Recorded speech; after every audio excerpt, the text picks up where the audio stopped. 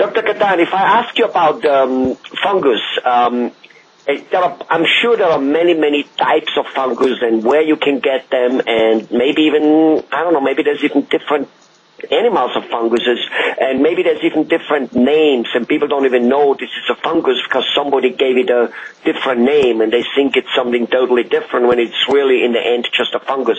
Anyway, seems to be a confused subject out there, at least it's for me. Can you shed some light on it? Sure. Well, people refer to fungus as ringworm. Ringworm? Right. Athlete's foot. Okay. Athlete's foot. Ringworm because it has the shape of a circle oftentimes when it's, say, on the scalp or on the body.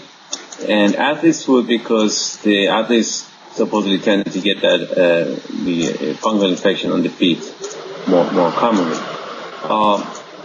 So there are other fungal or more like the yeast infections that happen on the chest, on the back. That's sort of related to some extent, but they're a little bit different, and then dealt differently. So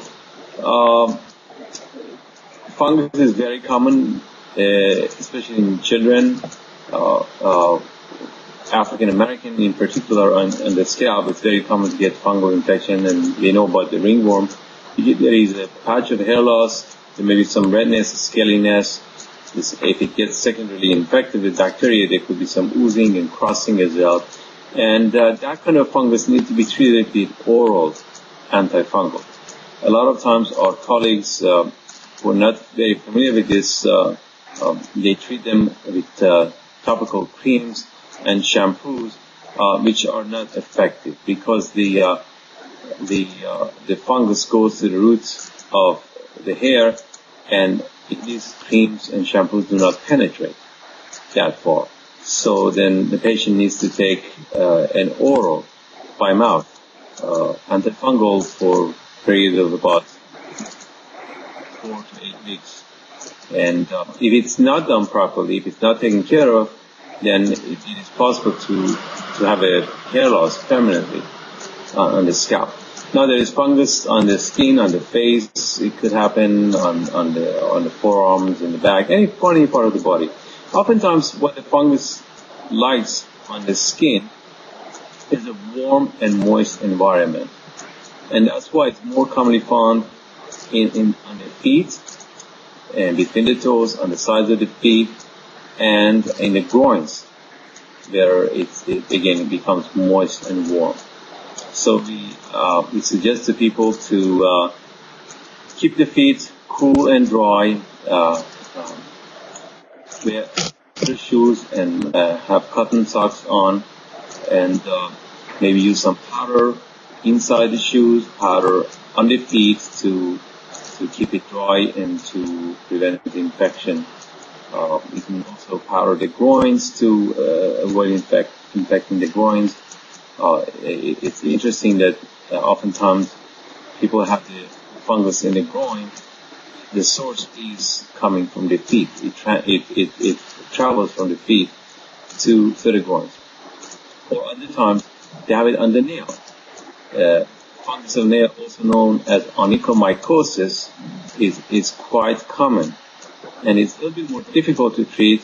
Fortunately, we do have some medication nowadays by mouth that are much more effective and quite safe, but it has to be done under proper supervision and proper care.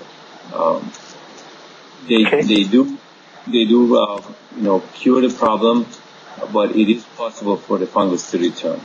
There are just some people who are very prone to the fungus because of some genetic predisposition or their habits or their lifestyle or their work, where they're going to have a warm and moist environment where fungus is going to thrive. Okay.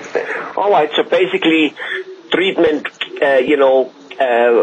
from a doctor, from a dermatologist like you, will make it go away, even though it is possible to come again, because some people just simply are very prone for it, and then you just need to treat it again, and keep the place dry and hopefully light, not moist and dark, which isn't always easy.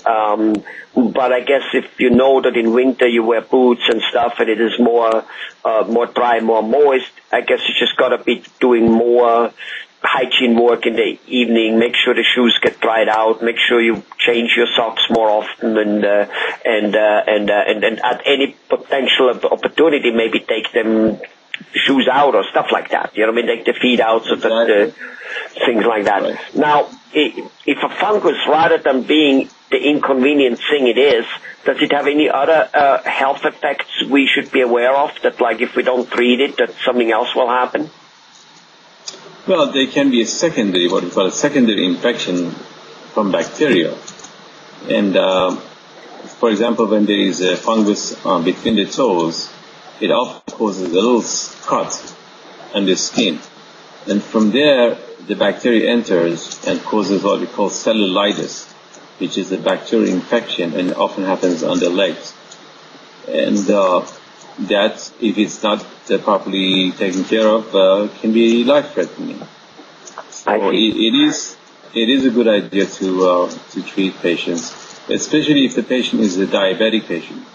They're more prone to infections, and the immune system is a bit weaker, so they have to be more careful with this thing. Okay. Well, again, like always, very interesting, very informative. Thanks for your straightforward answers and telling us how it is. I'm sure that people out there will like it. Thank you very much, Dr. Ghatan.